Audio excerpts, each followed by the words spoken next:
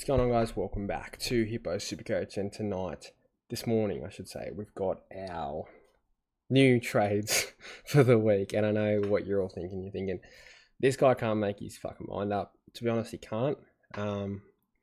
Man, I think there's extra pressure when you're sitting high up in the rankings. There's a lot of pressure to nail these trades, and overthinking maybe, probably, but look, I've changed my mind on Merritt. I still want him. I still want Dacos too. But I think at this point, it makes more sense to hold Roberts. And I know I've been anti-holding him, but I just thought, look what's happened with Horn Francis. Look what's happened with Rosie. These guys have come good, and it's really burnt people. Now, I did a bit more research on the Matt Roberts pick, and it looks like he plays really well at home. I think most of his next few games are at home. And he is second for contested possessions at Sydney. So after seeing that, I don't think he is a drop threat. I don't think he is. I did think he was, so apologies if my opinion has changed. I think, look, at the end of the day, I shouldn't even be apologising, because it's all speculation at the end of the day. Nothing is set in stone. There's no guarantees in Supercoach. So Matt Roberts could still be a shit pick, but I think I'm going to hold him one more. If he does shit again next week, he's gone. I don't care. But I think he's the SCG this week, and I'm bringing in someone who was on my radar 1 week ago, or 2 weeks ago. So he's at the SCG playing Port Adelaide. So I'm going to hold him, and I'm bringing in big, bad Matt Rowell. Plays Richmond this week. I know it's pretty much the end of his good fixture, but 559k, I can't really afford anyone else. It's him or Holmes. So, look, I think I'm going to have to take a punt on Matt Rowell. I like the Holmes pick, but I'm scared of those tags. And I think, if I predict it correctly, I think the tags go to Noah Anderson more often than not. So, at this point, grabbing someone for 550k that's capable of going 115 plus, he's currently going 118. And I think at that price, even if he goes 110, I'm still happy with that. And I think that's definitely reasonable for Matt Rowell to average 110 for the rest of the season. I know he had a bad game, and the thing that does scare me is he's only gone big against bad teams this year. But we know in the past he has been pretty... He can score against anyone at the end of the day. I mean, look at his high scores. They're all really good. So he can score against anyone. He's added more marks to his game, more uncontested ball. High that sprint coach. So I'm still bullish on him. And also helps with the bye rounds. I think he's got a really nice bye. So he doesn't have round 12 or round 16, which are the two hardest ones for me. It pretty much guarantees that I miss Dacos. And, like, look, it's annoying, but at the same time, I think I don't hate it. Because whilst there's a lot of upside to Dacos, no doubt about it, there is. There are some red flags. Obviously, the plantar fasciitis injury, that is an injury that lingers throughout the season, so I'm a little bit scared about that. Also, every single week, he's the main guy they tag. There's no doubt that there's no one else on Collingwood, or Essendon for that matter, with Merritt.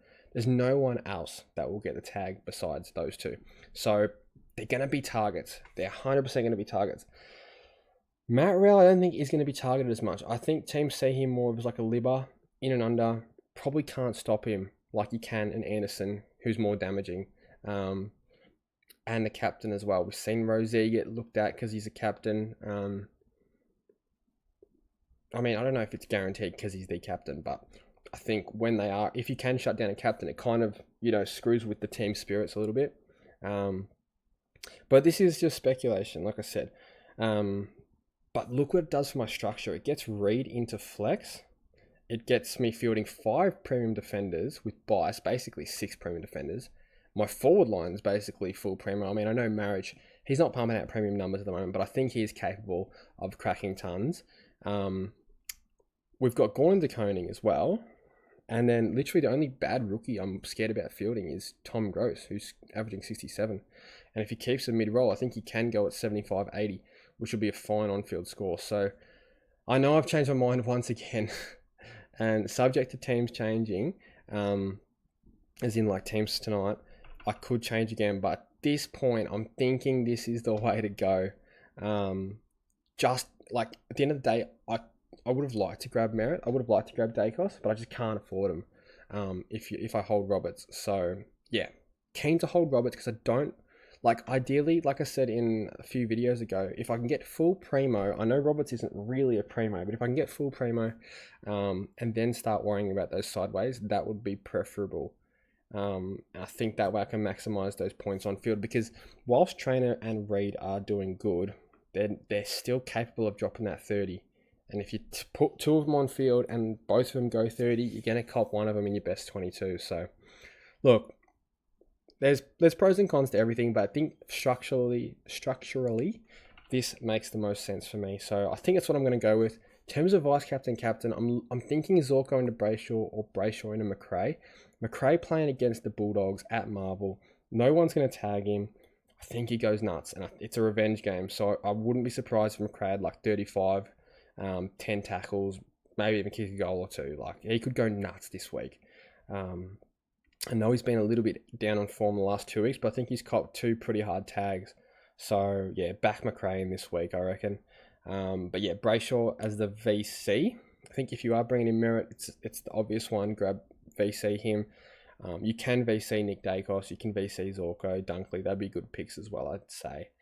Probably wouldn't go Cherry or DeConing this week, especially DeConing, I'd say, would get Pitternet come in. Lewis Young might come in, honestly, and he'll play forward. They've done that with him a little bit throughout the season, or last season, I can't remember. Or they'll play him in the back line, and I don't know, Silvani. I think they swing Silvani forward lately, so probably he'll go forward. So that might keep Pitternet out of the team. If Pitternet does come into the team, I think we're in trouble with TDK, temporarily anyway. But at the end of the day, everyone above me has TDK, no doubt about it.